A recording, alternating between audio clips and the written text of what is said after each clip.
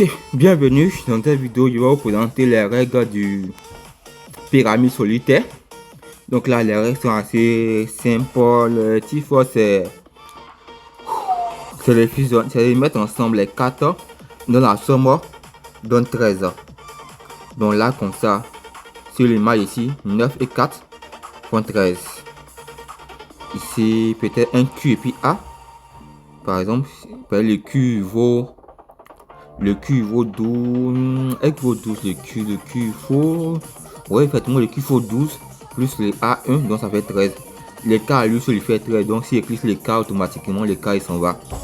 Donc, le titre, c'est ça le titre. De mettre ensemble les 4 qui vaut 13 jusqu'à vider tout le plateau. Voilà. Donc, là, vous voyez qu'ils ont mis un exemple ici. Le K, lui, il fait 13. QA font 13. J2 13. 10 3 13. 9 4.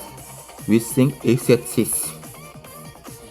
Voici tous les paires possibles pour avoir 13 qui sont là. Et voilà.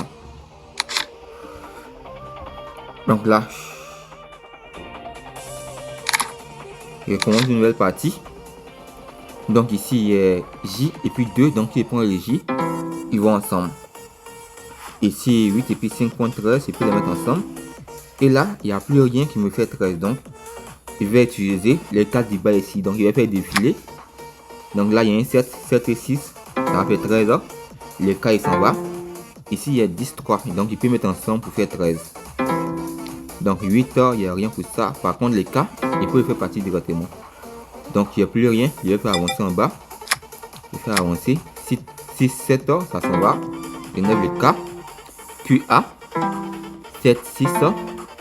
J2. Ça libère les 6 qu'elle a. Là, si je prends les 5, ça va prendre les 2 4 qui sont les 2 4 présents en bas. Ils sont ronds. Donc 8, 4, il n'y a rien qui fait 13, ça va avancer. 10, 3, ça va. 4, il devrait falloir un 9. J, il n'y a pas les 2. 7, ça prend les 6. 8, il y a bien un 5. 4, il y a bien un 10. Donc je définis jusqu'à pouvoir avoir ces éléments. Voilà. Les 10 qui prend. 9, il n'y a pas de 4. Par contre, si il prend le 2, ça va les J. 1, 4, il prend les 9. Là, il y a bien des Q pour pouvoir avancer. Voilà. Il y a bien un prochain Q. Mais par contre, malheureusement, il n'y a plus de 4. Donc là, il n'y a plus rien qui peut faire. Je suis obligé de recommencer. Donc il y a déjà des cases qui arrivent souvent. Peu importe ce que tu as fait en vrai, il n'y a plus dessus. Donc là, c'était pour les règles du jeu. Comment ça se joue? C'est de mettre les 4 ensemble de telle sorte à former 13.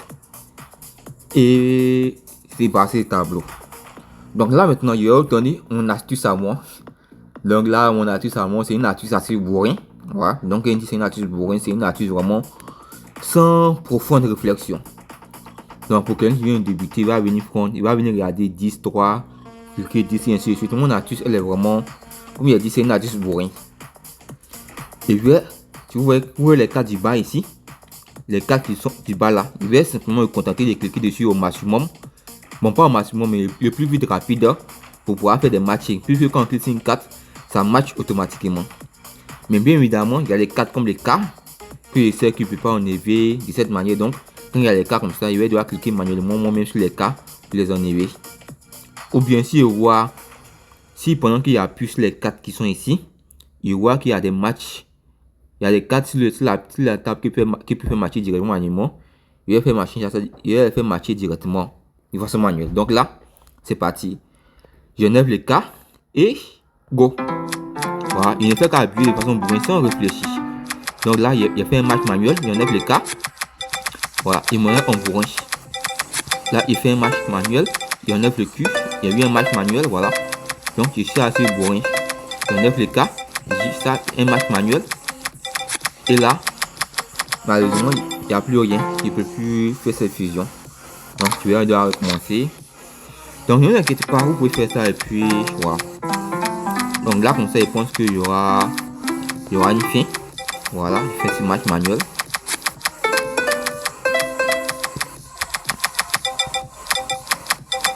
Et voilà. En 14 secondes, j'ai terminé la partie avec 43 000 points. Donc c'est vraiment... C'est la technique bourrin. Mais c'est vraiment efficace. Et le truc c'est que faut pas hésiter à rejouer plusieurs fois cette manière. Parce que quand tu rejoues les games, tu auras des configurations différentes sur les terrains. Et selon les configurations, par exemple la configuration qu'on a allé tout de suite où les cartes étaient un peu séparées, très souvent cette configuration, c'est cette configuration généralement qu'avec cette méthode, tu peux marquer le plus de points, même aller à 60, 66. Ouais, je pense que une fois il fallait faire 70 avec ça. Donc là c'est la méthode bourrin, il y a d'autres méthodes que d'autres utilisent également, mais moi c'est cette méthode là que j'ai à vous présenter. Merci d'avoir suivi cette vidéo, à plus dans la prochaine vidéo.